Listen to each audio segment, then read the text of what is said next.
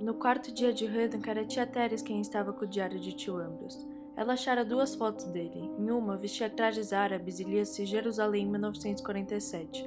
Na outra, estava numa praia e lia-se Tel Aviv 1960. Antes de virem para Nova York, em 1947, à procura de uma editora para o livro de Leon, eles fizeram uma viagem para a Palestina, mas a viagem foi feita em um período em que a situação entre judeus e árabes ainda não havia chegado ao extremo. Seu tio-avô sempre lamentava as guerras em Jerusalém. Ele era realmente apaixonado pela mistura do badalar dos sinos, do Santo Sepulcro, as cores dos trajes árabes e o aroma das comidas judaicas. Em 1947, a Palestina estava um tanto fervorosa. A imigração de judeus para lá aumentava progressivamente desde o começo da guerra, por causa da perseguição aos judeus na Europa. Com o fim da Segunda Guerra Mundial, milhares de judeus sobreviventes do genocídio nazista imigraram para a Palestina, aprofundando ainda mais o conflito entre árabes e judeus na região. Até que o Reino Unido, que então governava a Palestina, incumbiu a recém-formada Organização das Nações Unidas a achar uma solução. Em novembro daquele mesmo ano, foram promulgadas duas resoluções pela ONU: o fim do mandato britânico da Palestina e a partilha da região entre o Estado palestino e o Estado de Israel. O povo judeu estava muito fragilizado depois da guerra, Hannah. A criação de um Estado próprio servia como uma garantia de proteção e segurança. No início, Israel e Estados Unidos não possuíam uma relação muito assídua, por assim dizer. Os Estados Unidos procuraram manter-se neutros em relação a Israel por dois principais motivos. Era essencial manter boas relações com o mundo árabe, visando aos acordos comerciais, principalmente no que diz respeito ao petróleo. E, depois, aliar-se a Israel poderia trazer o genocídio nazista à tona, já que uma parcela significativa da população era formada por sobreviventes. E, como o tio Casimir lhe contou, isso não era desejoso para a conduta política que os Estados Unidos vinham tomando na Europa.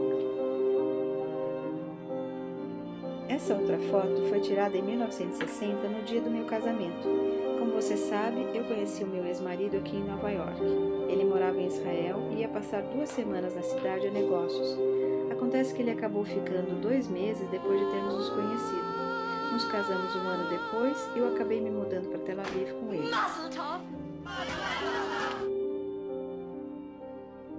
E o casamento também foi realizado em Tel Aviv e eu não via seu tio-avô e Leon há anos e fiquei absolutamente feliz quando soube que eles iriam ao casamento. Durante a estada deles em Israel, eles me contaram que em 1958, a Casa Einaudi, a mesma editora que havia anos antes recusado a publicar o livro de Levi, agora queria publicá-lo. O livro ainda recebeu uma tradução para o inglês e outra para o alemão. Leon estava constantemente viajando pela Europa para dar depoimentos a documentários ou pesquisadores. Segundo seu tio-avô, aquilo era consequência de um surgimento cada vez maior de livros de memórias de sobreviventes que possuíam um teor de verdade histórica ainda inexplorado. Eu me divorciei em 1965 e Casimir queria que eu voltasse para Nova York. Ele não chegou a ir a Tel Aviv tentar me convencer, mas suas cartas se tornaram mais frequentes a partir de 1967, quando eclodiu a Guerra dos 6 Dias entre Israel e seus países vizinhos, Jordânia, Egito e Síria. Ao final da guerra, a derrota para Israel fez com que Egito e Síria se alinhassem à União Soviética a fim de conseguirem apoio bélico e militar.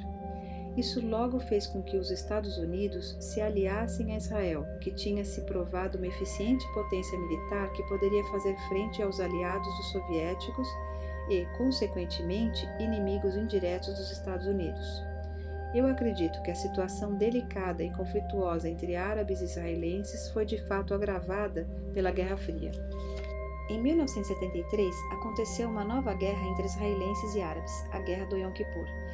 Egito e Síria lideraram uma coalizão árabe a fim de conquistar os territórios perdidos para Israel na Guerra dos 6 Dias.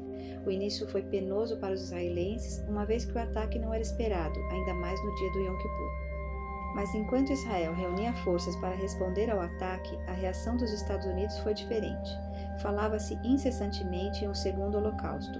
A mídia publicava inúmeras reportagens comparando o ataque a Israel às atrocidades nazistas. Conforme a população norte-americana também convencia-se disso, a divulgação do Holocausto crescia. A temática do Holocausto dominava filmes, livros, documentários, artigos, debates e mais filmes. O Holocausto passou a ser um produto da mídia, um produto de Hollywood e principalmente o produto do Estado norte-americano, a fim de reforçar o motivo da aliança entre Israel e Estados Unidos. O objetivo de tudo isso nunca foi analisar o que foi o Holocausto nazista, apenas usá-lo por aquilo que ele se transformou para uma indústria midiática, um ganhador de Oscars e vendedor de best-sellers.